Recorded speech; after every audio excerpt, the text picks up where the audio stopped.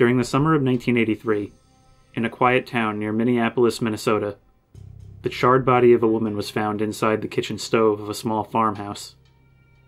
A video camera was also found in the kitchen, standing on a tripod and pointing at the oven.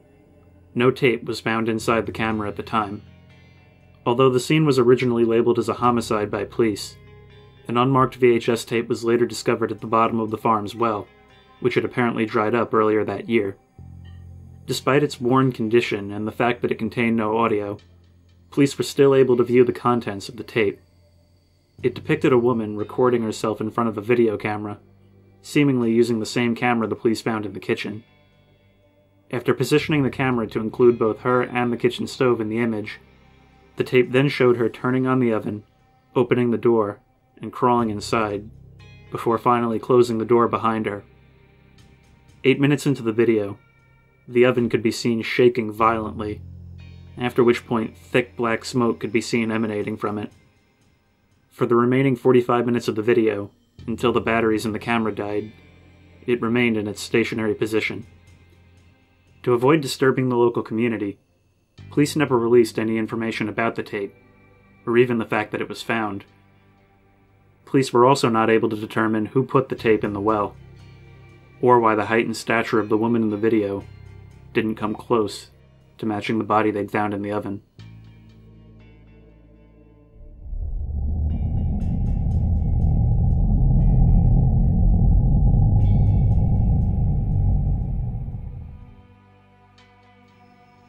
I was quite young back when we were fooling around with my dad's old CB radio system.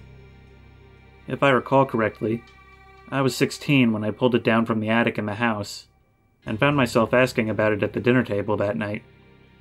He explained what it was. I could communicate on shortwave radio around the area. He offered to set it up and show me how it worked. Now, this was the age before the internet, so my friend Tom and I were fairly excited to be using it. The unit sat in my bedroom for a few months, and we had fun trying to talk to the truckers out on the highway, or the various farmers or herders nearby. Many just ignored us or jumped frequency. We'd jump through them all and speak to anybody who would answer.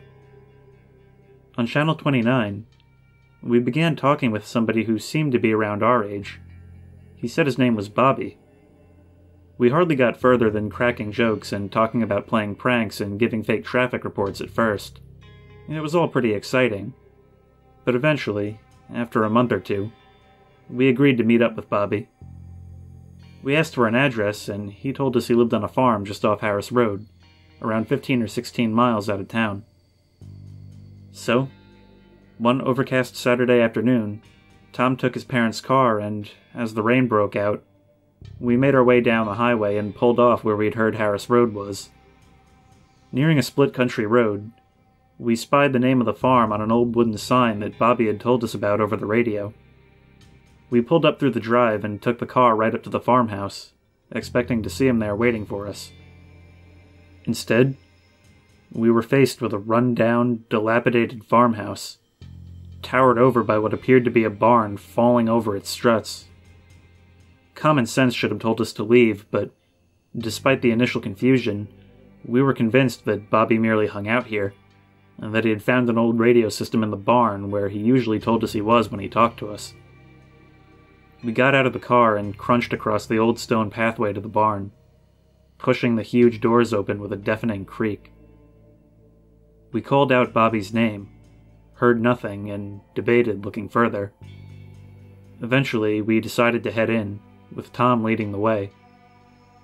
Upon rounding the first corner, we found the old radio system, sitting up on an old workbench, still online, and with the number display lit up, and the receiver still crackling away with static. But what made us run was the rotten human bones laying across the workbench.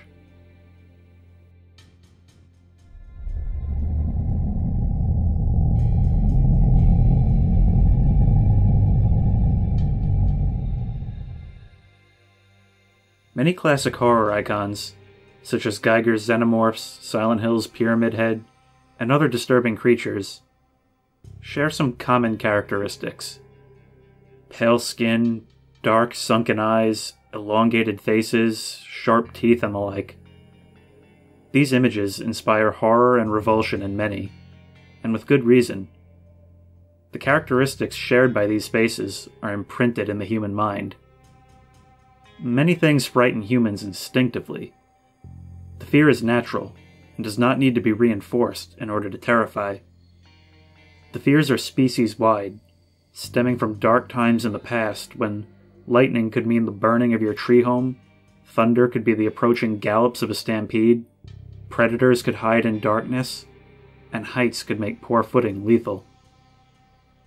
The question you have to ask yourself is this: what happened, deep in the hidden eras before history began, that could affect the entire human race so evenly as to give the entire species a deep, instinctual, and lasting fear of pale beings with dark, sunken eyes, razor-sharp teeth, and elongated faces?